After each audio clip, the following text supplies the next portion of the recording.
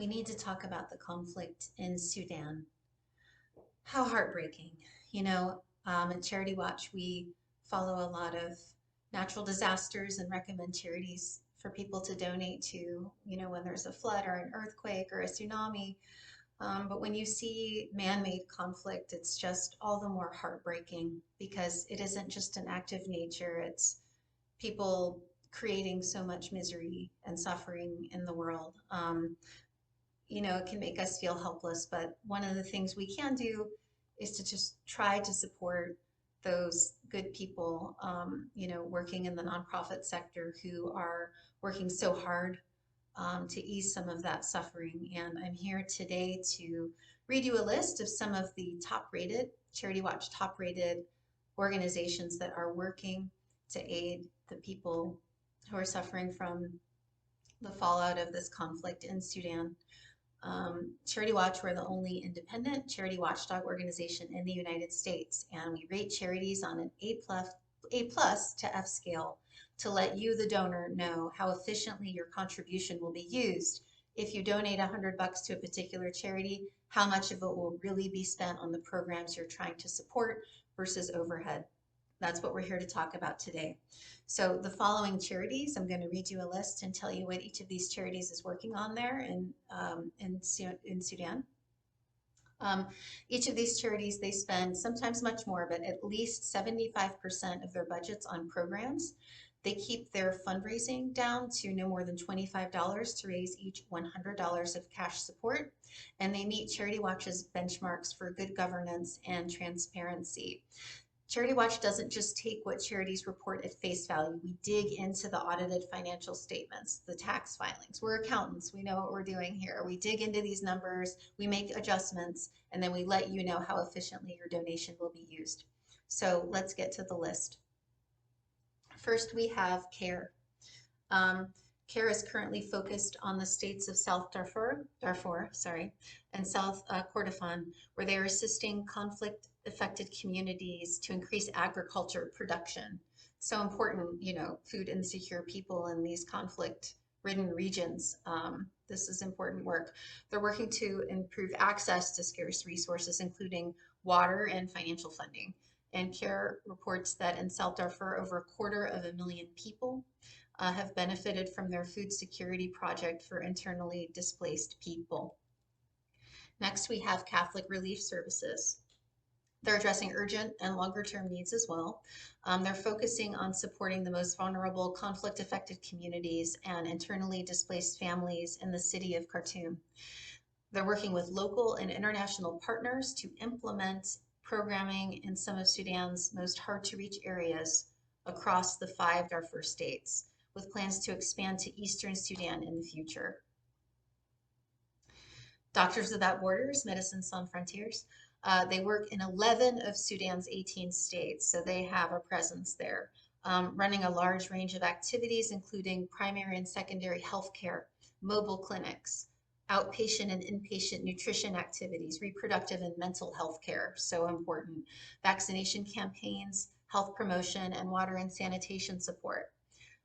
Since the conflict began in April of 2023, Doctors Without Borders USA has made donations of medical supplies, fuel, oxygen, water tanks, and other critical needs to hospitals and other healthcare facilities throughout the country.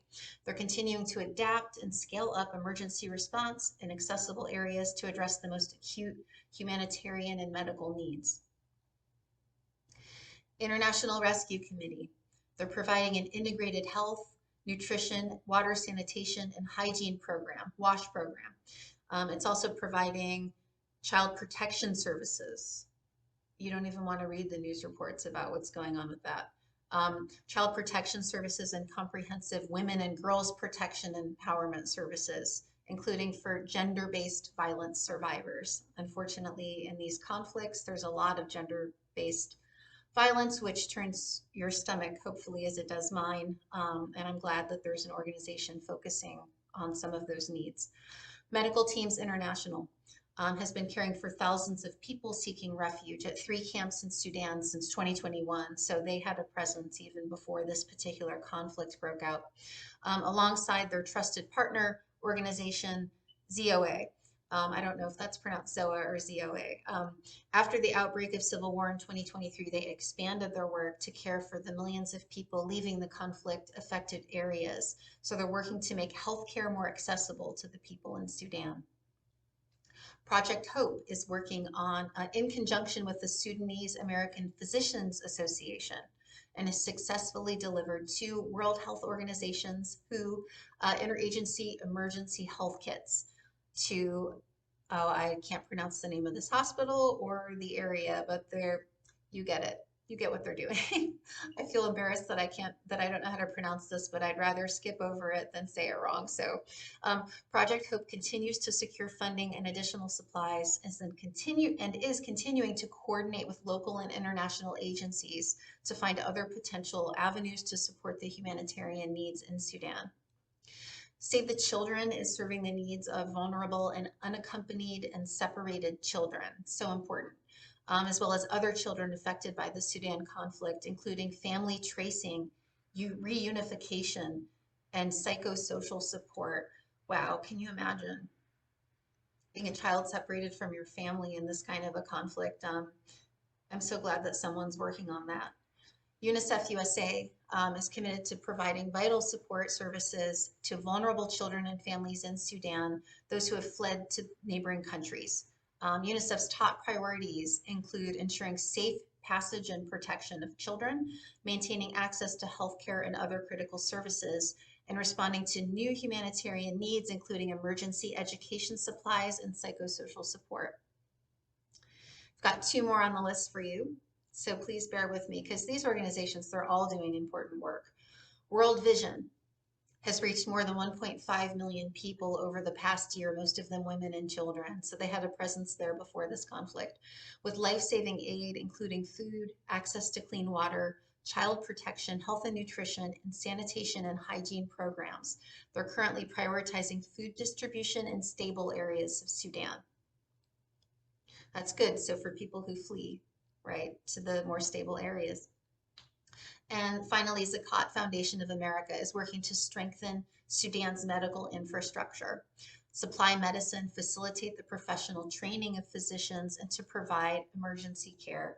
Okay, so these are some really good organizations. They are top rated by CharityWatch, and that's what they're doing in Sudan. You guys, if you've seen the footage of this conflict, it's absolutely heartbreaking and devastating. So if you're able to donate money to one of these organizations, I encourage you to do so. It would really help a lot.